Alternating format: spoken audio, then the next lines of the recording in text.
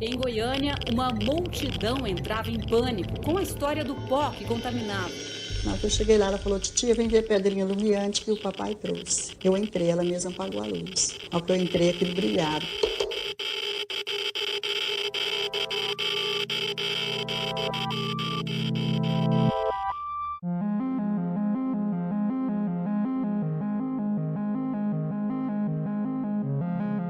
Memórias, uma série do podcast Vida de Jornalista.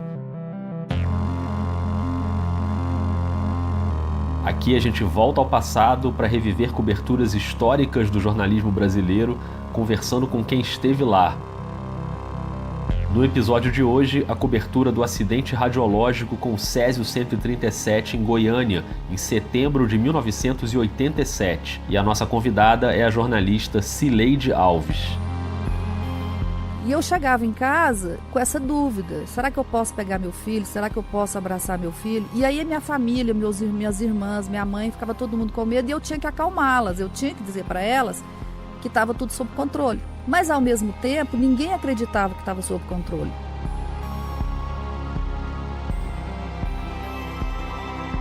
Se você assistiu a série Chernobyl da HBO, que foi um dos grandes sucessos de 2019, então você lembra bem o que aconteceu na Ucrânia em 1986.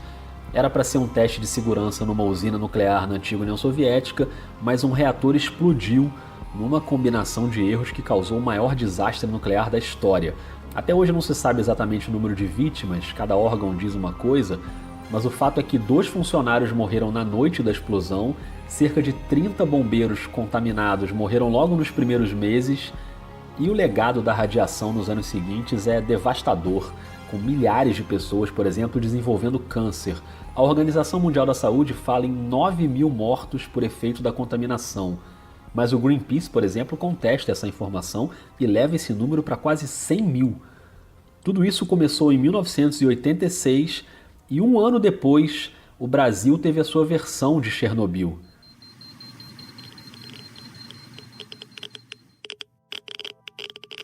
O acidente com o Césio 137 em Goiânia em setembro de 1987 não teve o mesmo impacto da catástrofe soviética, claro, tanto no número de vítimas como na questão ambiental, mas até hoje é considerado o maior desastre radioativo do mundo fora de uma usina nuclear. Já se vão mais de 30 anos e até hoje tem muita gente sofrendo os efeitos daquele pozinho branco que ficava azul no escuro, um pozinho encontrado por 2 catadores dentro de um aparelho de radioterapia numa clínica abandonada. A gente vai contar melhor essa história a partir de agora, mas nesse episódio, assim como em todos os episódios da série Memórias do Vida de Jornalista, a gente vai lembrar a cobertura da imprensa naquele caso. Uma cobertura quase às cegas, porque os repórteres sabiam muito pouco, as autoridades também sabiam muito pouco, não se sabia nem exatamente qual era o risco de contaminação para os próprios jornalistas. Para recordar essa cobertura e esse clima de dúvida, até de medo, né? Eu conversei com a Cileide Alves, que cobriu o caso em 87. Ela estava no início da carreira como repórter da TV Brasil Central, que era uma retransmissora da Band, depois virou afiliada da TV Cultura. E depois desse caso, a partir de 89, a Cileide foi construindo uma carreira muito respeitada no jornal O Popular, foi repórter, subeditora e editora de política, depois foi colunista, editora executiva, editora-chefe do jornal, coordenou inclusive uma cobertura muito importante no escândalo de corrupção envolvendo o Carlinhos Cachoeira, que é de Goiás. Ela tem um mestrado em História e hoje ela trabalha na Rádio Sagres 730, apresenta programa, faz podcast. Aliás, falando em podcast, a Cileide esteve no Rio recentemente para a Maratona Piauí CBN de podcasts, mas a gente nem se conheceu lá. Fui entrar em contato com ela só bem depois. Então a nossa conversa para esse episódio foi pelo Skype. Tem muito tempo que eu não vou a Goiânia, eu já morei em Goiânia. Né? Ah, é? Eu era muito criança, assim, eu tinha 6 anos, 7 anos. A cidade mudou muito, viu? Nossa, imagina. E a Cileide estava no estúdio da rádio, então o áudio dela foi gravado lá, o que foi ótimo. E as lembranças da Cileide começam numa estrada, indo de Goiânia para Brasília, numa segunda-feira, dia 28 de setembro de 87. Ela estava indo cobrir uma reunião do governador de Goiás na época, o Henrique Santilo, só que numa parada no meio da viagem, ela ligou para a redação. Aí a pauta caiu e começou a cobertura mais marcante da vida dela. Brasília fica a 280 quilômetros de Goiânia aproximadamente. Na época não tinha telefone celular. A gente saía com a pauta e aí a gente ligava para saber, para confirmar se estava o horário da reunião, o local, esses detalhes assim que você tem que falar na redação. E eu parei em Alexânia, é o município que fica mais perto de Brasília, o município goiano mais perto de Brasília. E liguei na redação. Quando eles me disseram que o Santilo cancelou a ida dele a Brasília porque tinha havido um problema em Goiânia e era um problema que eles não sabiam dizer ao certo o que era, mas por conta disso ele teve que cancelar. Isso foi de manhã, por volta de 8 horas da manhã, acho que a reunião era mais ou menos às 10, 11 horas. Eu voltei para Goiânia, só passei na redação, estava tudo normal, fui embora para casa.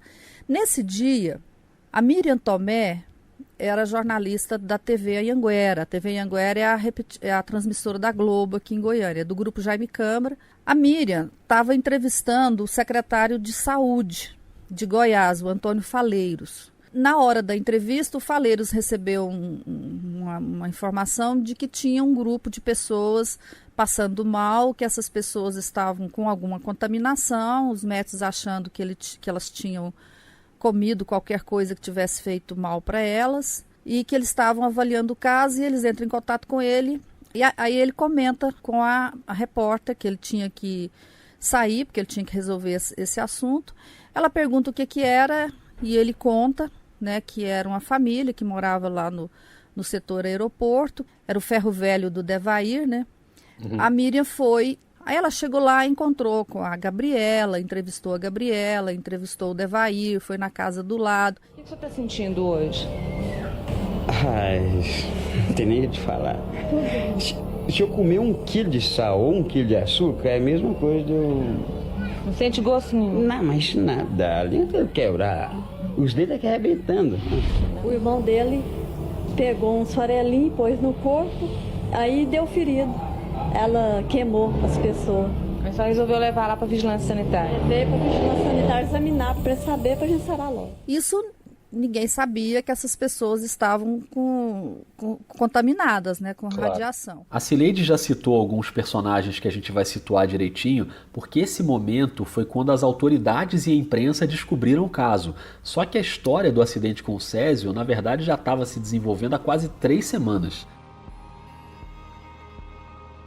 No dia 10 de setembro de 87, ou seja, 19 dias antes do início da cobertura da imprensa, 2 catadores, o Roberto Alves e o Wagner Pereira, estavam procurando material dentro de uma antiga clínica, o Instituto Goiano de Radioterapia, que tinha sido desativado 2 anos antes, então era um prédio abandonado. Eles encontraram ali um aparelho de radioterapia que estava ali largado no prédio e acharam que aquilo podia render algum dinheiro. Então eles levaram, ficaram 3 dias circulando com aquele equipamento num carrinho de mão, era uma máquina pesada de, 200 quilos, e no dia 13, na casa do Roberto, eles finalmente conseguiram romper o cabeçote do equipamento. Eles chamavam esse cabeçote de marmita. E lá dentro da marmita tinha uma cápsula onde estava armazenado o Césio 137. Essa casa aqui é a casa que foi desmanchada a pedra lá dentro dela. Eu acho que todo mundo já ouviu falar em Césio, mas não custa nada explicar o que é o Césio exatamente. É um elemento químico que tem muitos isótopos. O isótopo é uma variação do elemento. O Césio é o 2º elemento químico que tem mais isótopos, são mais de 30, e um deles é o Césio 137. Tem o 133, 134, 135. O 137 é um isótopo radioativo usado, por exemplo, no tratamento de câncer. Ele tem um poder enorme de contaminação, então ele não pode ficar exposto. E como a cápsula estava com o lacre rompido, de tanto eles baterem ali, o Roberto e o Wagner, os catadores, no mesmo dia eles já começaram a passar mal, com náusea, vômitos, diarreia. Mas ali ninguém sabia de nada. O diagnóstico inicial era uma intoxicação alimentar, algo ali corriqueiro. A cápsula ficou do dia 13 até o dia 18 na casa do Roberto. Aí eles venderam a peça para o ferro velho do Devair Ferreira. E os funcionários do Devair conseguiram desmontar a peça. Foi aí que a substância ficou totalmente exposta.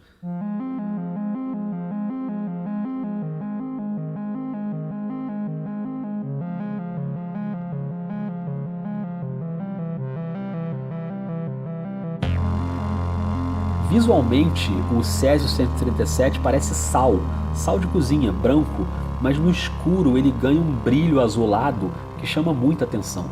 E de noite, o Devair, vendo aquele brilho esquisito ali no ferro velho, ficou encantado com aquele negócio. Ele tinha uma frase, deixou uma frase... Esse é o Odesson Alves Ferreira, o irmão do Devair, numa declaração ao programa Linha Direta Justiça, que reconstituiu o caso em 2007. Eu me apaixonei pelo brilho da morte. Então ele apaixonou realmente por aquela peça, por aquele material. O Odesson Alves visitou o Devair e a esposa dele, a Maria Gabriela, e ele pegou um pouco do Césio, botou na palma da mão, esfregou.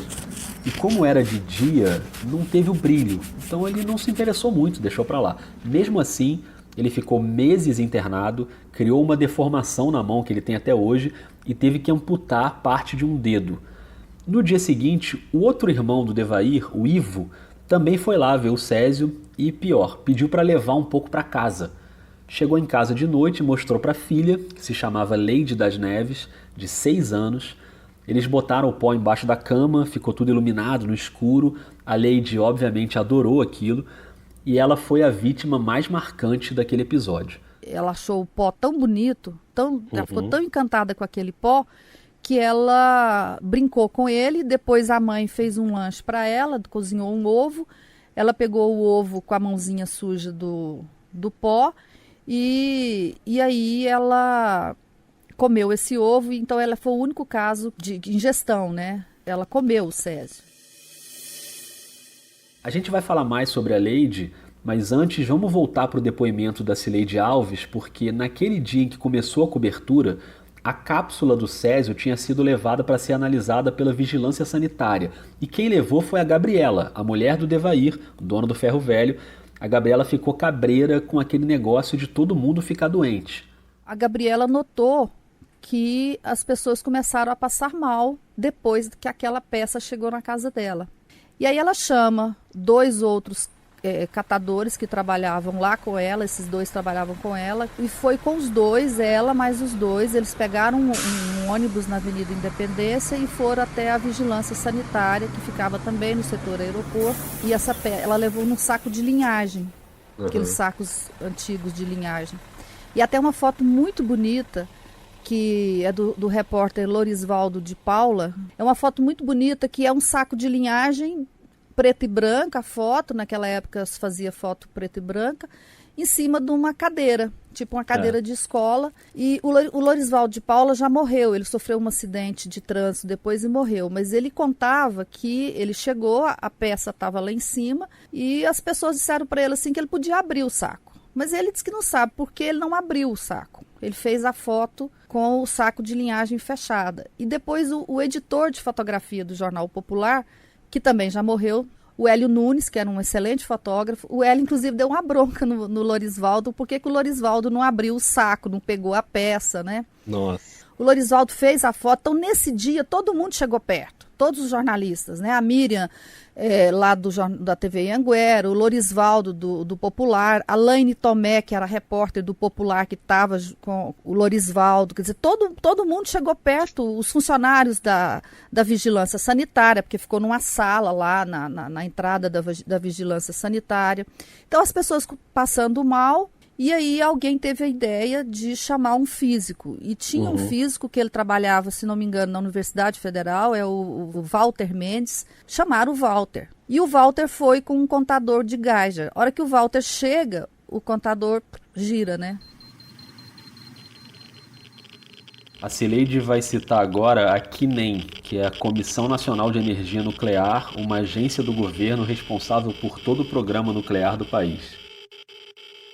O governo de Goiás entrou em contato com a CNEM e aí a CNEM manda do Rio para Goiânia os primeiros técnicos para avaliarem. E entre eles chegou o José de Júlio Rosenthal, um físico da CNEM, que era o responsável por essa área de fiscalização, né, desse material de clínicas radiológicas. E aí, quando eles viram que realmente aquilo era um material radioativo, eles começam a dar as instruções para cercar, né?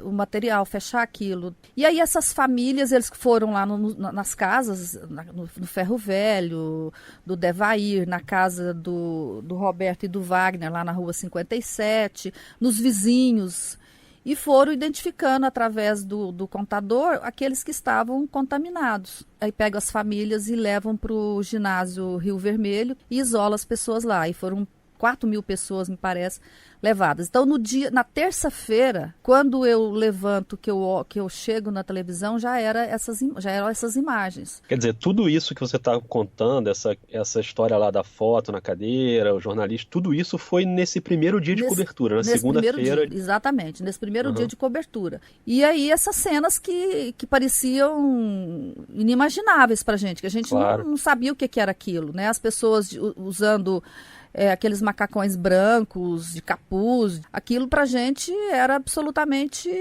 incompreensível, né? E aí foram as histórias. Eu lembro que esse dia eu cheguei de manhã na televisão, eu lembro desse dia que eu comecei a fazer a cobertura, eu não lembro do dia que eu terminei.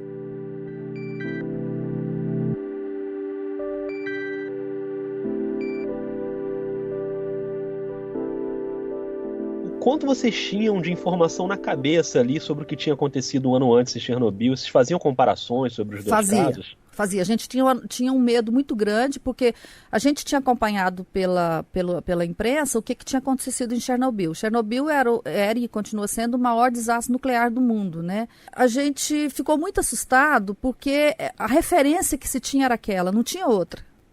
Não existia outra referência. Isso a gente sabia que era muito grave.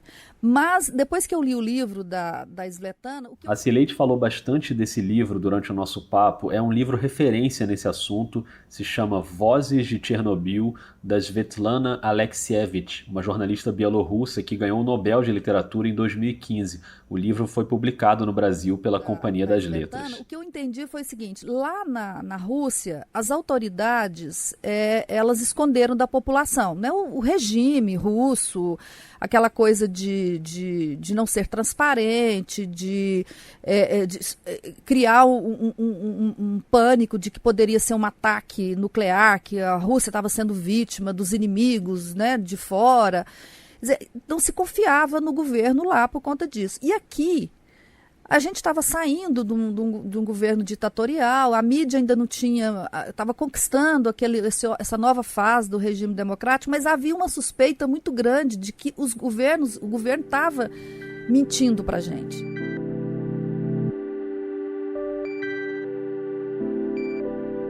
E aí, quando a Cileide fala isso, eu fico tentando imaginar, e queria que vocês tentassem imaginar isso junto comigo, como devia ser passar o dia inteiro cobrindo esse assunto, em contato com aquelas pessoas, indo ao hospital, por exemplo, onde estava o Devair, a Gabriela, os funcionários do Ferro Velho, e depois, no fim do dia, chegar em casa sem ter certeza absoluta sobre qual era a sua condição de saúde e o risco de contaminação, ainda mais tendo em casa um filho de 3 anos de idade.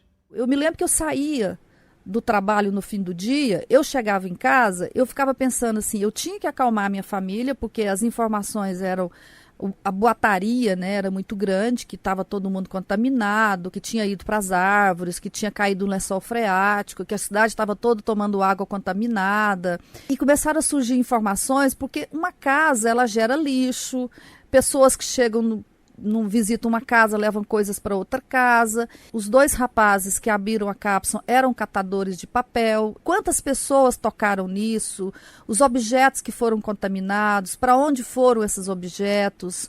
Os animais que tiveram contato com esses objetos? Pássaros que podem ter pousado, né, nos lugares contaminados. Então virou uma paranoia na cidade. Por isso que eu considero que essa foi a cobertura mais difícil que eu já fiz na minha vida, porque, em geral, você vai fazer uma cobertura, quando você começa aquilo, você não sabe o que aconteceu. Mas você vai apurando, você vai descobrindo, né? Claro. Naquela época não, porque ninguém sabia nada de radioatividade, ninguém sabia nada de césio, ninguém sabia nada de nenhum de átomo, de núcleo, sabe? Ninguém sabia de física. E os próprios físicos daqui não tinham experiência nisso. Ninguém tinha. Havia um sentimento naquele momento de rejeição, de preconceito, e a gente tinha o cuidado de não transparecer isso, né? Que as coisas eram muito graves. Ao mesmo tempo, a gente sabia que tinha alguns cuidados que você tinha que tomar. Então, para entrar nas áreas contaminadas, a gente só entrava se usasse a roupa especial, que era aqueles macacões, era de um tecido que depois, um plástico fino assim, que você usava aquilo com botas e máscara, né? Aí nas áreas contaminadas a gente entrava assim.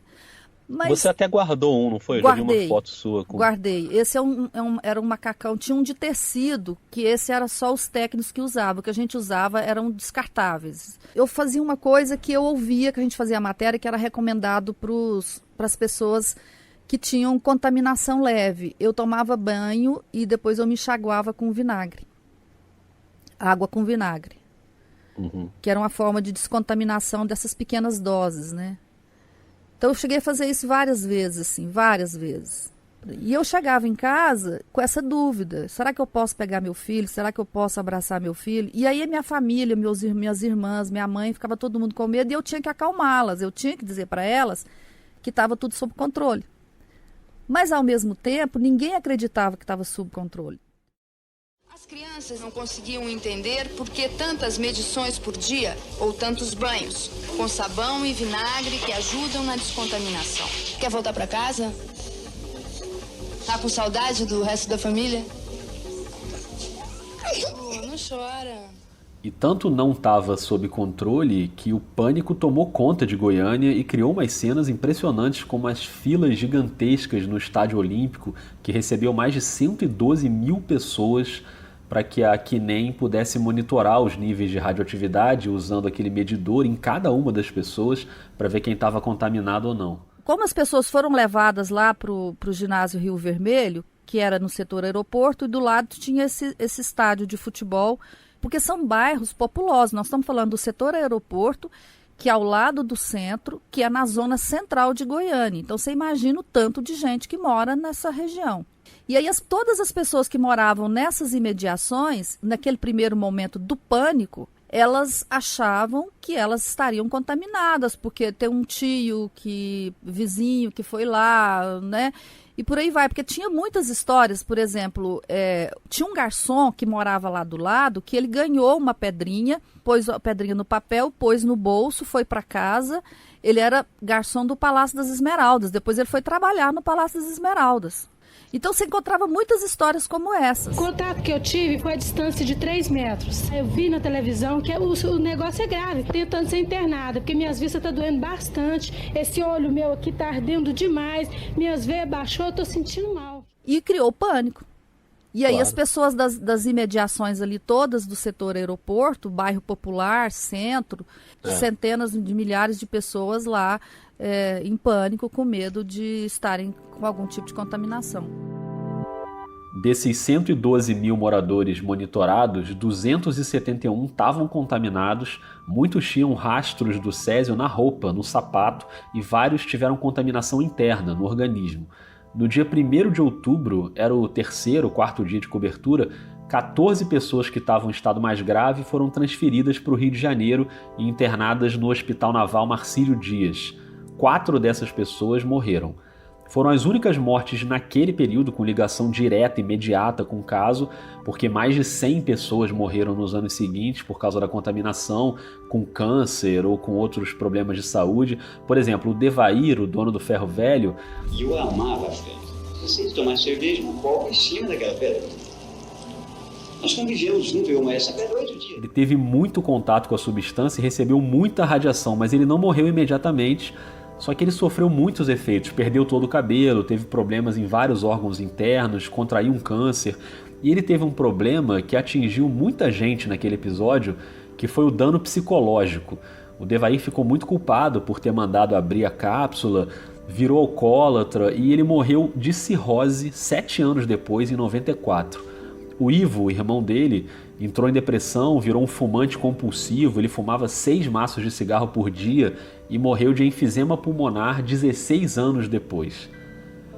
As 4 pessoas que morreram naquele fim de outubro de 87 foram os 2 funcionários do Ferro Velho, o Israel Batista dos Santos, de 22 anos, e o Admilson Alves de Souza, de 18 anos. E as primeiras mortes no dia 23 de outubro foram da Maria Gabriela, a esposa do Devair, de 37 anos, e a menina Leide das Neves, de 6 anos, que era sobrinha do Devair e da Gabriela, filha do Ivo. A Leide foi o símbolo mais doloroso daquela tragédia.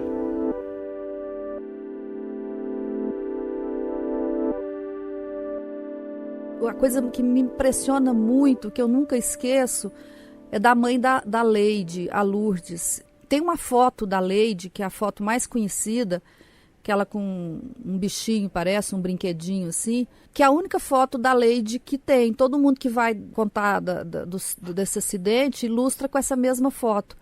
E a mãe da Leide me disse assim, que quando fecharam a casa dela, né, falaram que ela tinha que sair da casa, que estava interditada, eles não deixaram ela pegar nada, absolutamente nada. Ela pegou escondido essa foto da Leide, porque ela não podia ficar sem nada. Na hora que eu cheguei lá, ela falou, titia, vem ver a pedrinha lumiante que o papai trouxe. Essa voz é da Odete, tia da Leide e cunhada do Ivo, em entrevista à Globo.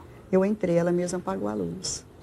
Ao que eu entrei, aquilo brilhava. A Odete também tem marcas do Césio até hoje, na mão e no pescoço. Aí ele falou assim, vou fazer a Odete ficar bonita. Aqui, somente o papel que ele trouxe, ele passou no meu pescoço. Passou. Isso que ficou na carne viva. A vida dessas famílias todas, elas foram transformadas por algo invisível. Então, assim, uma coisa que não me sai da cabeça são essas pessoas, a imagem delas, né? E aí tem um depoimento de uma mulher no livro de Chernobyl, que ela fala assim, que ela acorda de manhã e olha assim, estava bonito o pomar dela, assim, muito bonito. A horta, aliás, a horta bonita, tomates, pepinos, e 2 cantos, assim, tinha uma coisa azul, completamente azul, muito bonito, era o Césio. Nossa. Lá eles não sabiam. E aí ela conta que de noite, de tardezinha, choveu, com a chuva, choveu muito forte, quando parou a chuva que eles chegaram lá, o azul tinha sumido, ou seja, a água tinha levado para a terra. E aí elas comeram essas frutas. É o caso da Leide aqui. Quer dizer, ela se encantou pelo azul, ela achou bonito, ela pegou o ovo, ela brincou com esse azul, ela era fosforescente, ela punha no escuro, entrava debaixo da cama com a mãozinha e apagava suja, a luz do e apagava a luz para ver aquilo, né? Então, assim, era muito bonito. Da mesma forma em Chernobyl, era bonito, não tinha destruição. A imagem que a gente tem da coisa que faz mal é a coisa que destrói, né? O belo não. As mortes ainda tiveram uma dose extra de tristeza no enterro da Leide e da Gabriela, porque os moradores, naquele tumulto de desinformação, ninguém sabia direito o que estava acontecendo, o que podia acontecer, ninguém queria que elas fossem enterradas ali. Por mais que o caixão fosse de chumbo, lacrado, mas muita gente tinha medo de contaminação na área, e a reação foi um espetáculo surreal. Olha, eu acho que esse foi um dos dias mais difíceis, mais tristes, assim, com certeza eu não me lembro de nada tão triste. Os corpos chegaram no aeroporto de Goiânia, só os caixões já é muito triste, assim, porque são caixões muito grandes, que são caixões de chumbo, né? Eles são muito pesados, então precisa de guindaste para tirá-los, né? Porque todo aquele processo que já é muito triste. E aí o cortejo foi do aeroporto até o cemitério. Deve dar aí, sei lá, uns 15 quilômetros, 10 quilômetros de distância. E no caminho, chegando no bairro onde fica o cemitério, já havia manifestação dos moradores. E tinha um vereador na época aqui em Goiânia, ele se chama José Nelto, ele era vereador representante da região, e esses políticos populistas que você fica ao lado do povo, né? E não mede as consequências. E o povo já tinha dito que não aceitaria que elas fossem enterradas lá. E aí, assim, uma imagem que não me sai da cabeça, já dentro do cemitério, a família dos mortos, né? A família da Gabriela, a família da Leide, a mãe da Leide chorando, todo mundo em volta ali, e os moradores, junto com esse vereador, pegando coisas de cimento, cruzes. Essa é uma imagem que ficou muito na minha cabeça. Eles pegavam cruzes de cimento que estavam lá para colocar nos túmulos e jogando em direção ao caixão. A ambulância que trazia os caixões foi alvejada por pedras até atingir a área dos túmulos. Essa é a imagem mais triste, assim, não tinha como você não sentir aquilo, sabe? Você vê, as pessoas são solidárias no câncer, né? Essa é a piada que se faz, né? Então, assim, na morte, todo mundo é solidário, as pessoas, né, respeitam o corpo do morto, a dor da família, ali não.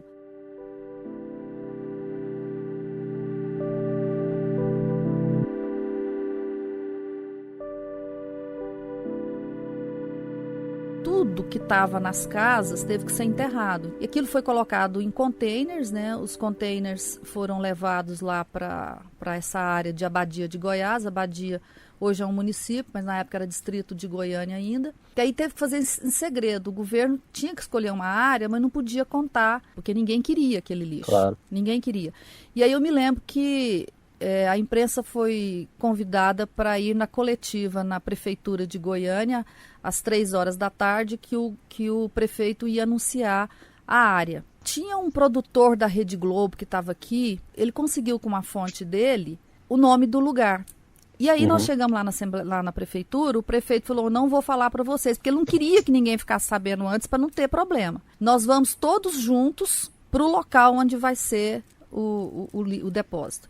Aí saímos em comboio, a imprensa toda, com a polícia, o prefeito. Esse produtor da Rede Globo descobriu e chegou lá antes. Chegou lá antes e contou. Hora que o comboio chegou, já tinha uma manifestação lá. A última lembrança, engraçado isso, que eu tenho de cobertura do acidente com o Césio, porque me marcou, já foi de 88. Eu me lembro que eu fui lá para o depósito de rejeitos radioativos em Abadia, fiz uma reportagem lá, andei no meio daqueles containers, né, onde estavam o lixo radioativo. E à tarde eu tinha uma consulta médica e à tarde eu fiquei sabendo que eu estava grávida. E aí nesse dia eu me lembro de ficar preocupada. E aí eu procurei a Quinem, que ela tinha montado um escritório lá na rua 57, ao lado da casa onde foi aberta a cápsula. E aí pela primeira vez eu fiz um exame de corpo inteiro desses para saber se você está contaminada. Porque como eu estava grávida, eu falei, nossa, será, né? Agora eu tenho que ter um pouco mais de cuidado. Assim, foi a última lembrança que eu tenho, mas isso já tinha passado 2 anos, né? Quase 2 anos praticamente do início do acidente.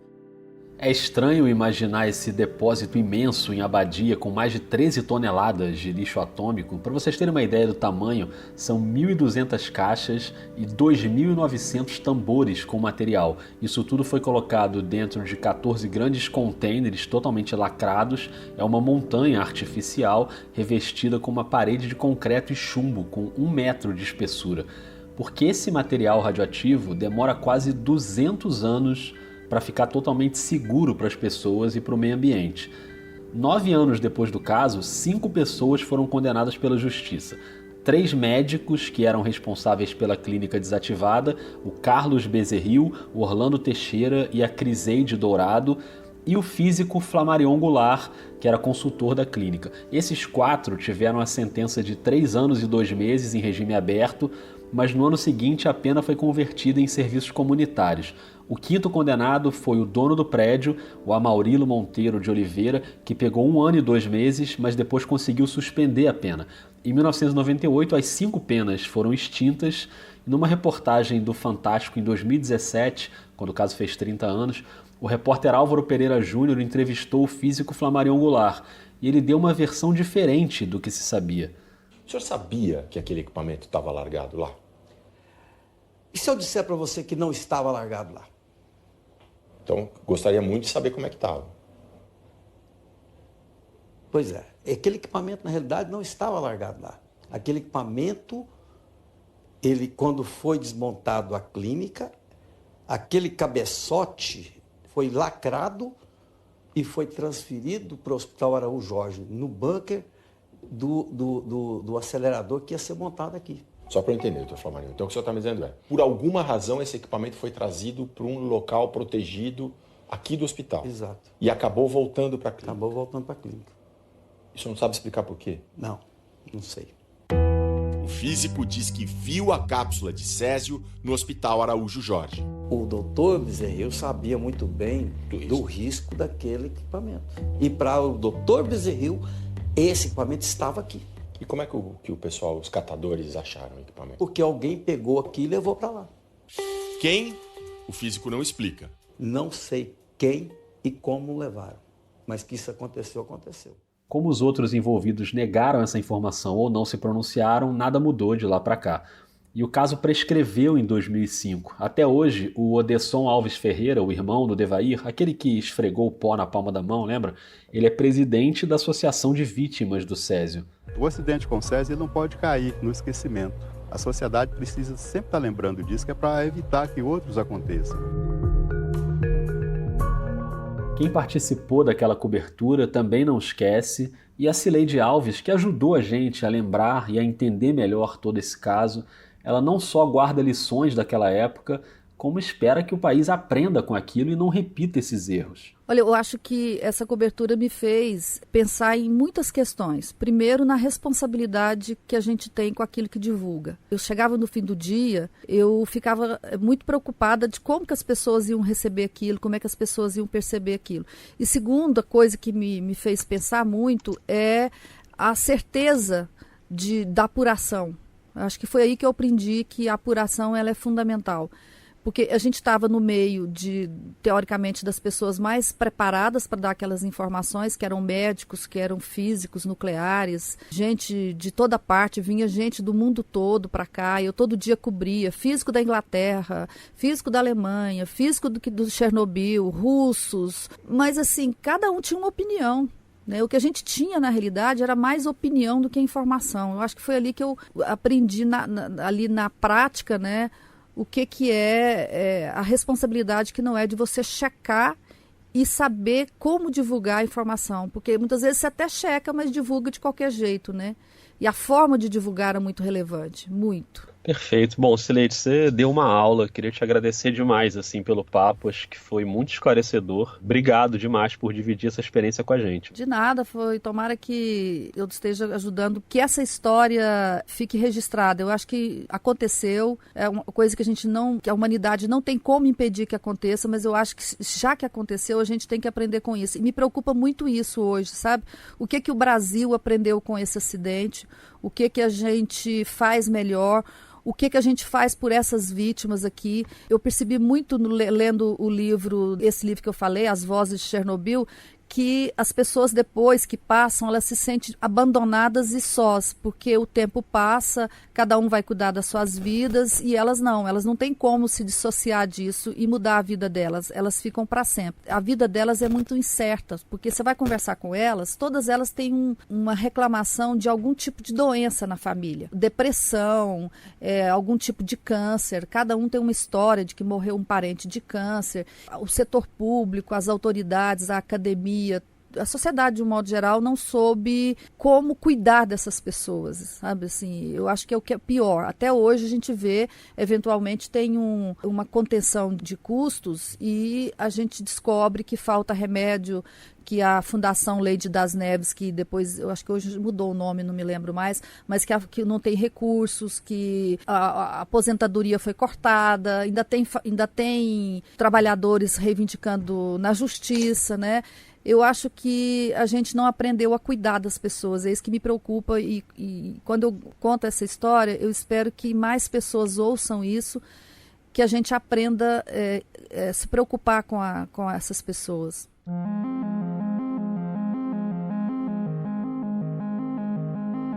Se você achou o tema interessante e acha que mais gente pode gostar, indica o podcast para os seus amigos, jornalistas, estudantes ou quem simplesmente gosta de boas histórias e procura mais sobre esse tema, tem muita coisa disponível. A matéria do Álvaro Pereira Júnior, por exemplo, está no Globoplay, tem muita coisa no YouTube, documentários, vídeos, reportagens da TV Anhanguera, tem umas reportagens bem longas, completas, reportagem do G1, da imprensa goiana, inclusive depoimentos de jornalistas que viveram essa cobertura. Uma cobertura incomum, cheia de receios e cheia de dúvidas.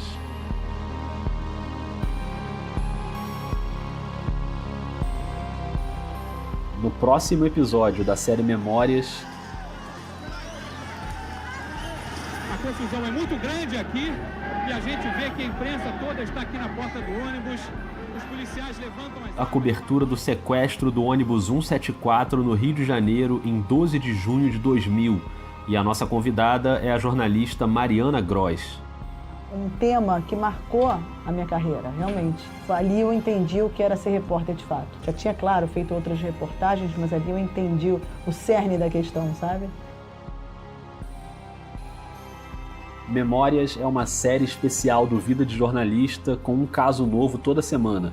A primeira temporada do podcast teve 50 episódios, além dos bônus, sempre com jornalistas contando bastidores e discutindo a profissão. Se você está chegando agora, seja bem-vindo, seja bem-vinda. Pode buscar todo esse material no Spotify, no Google, na Apple ou no seu aplicativo preferido de podcasts. Segue o Vida no Twitter, no @vida_jornalista e diz o que você achou. A resenha é sempre bem-vinda. A segunda temporada volta logo depois dessa série, em outubro.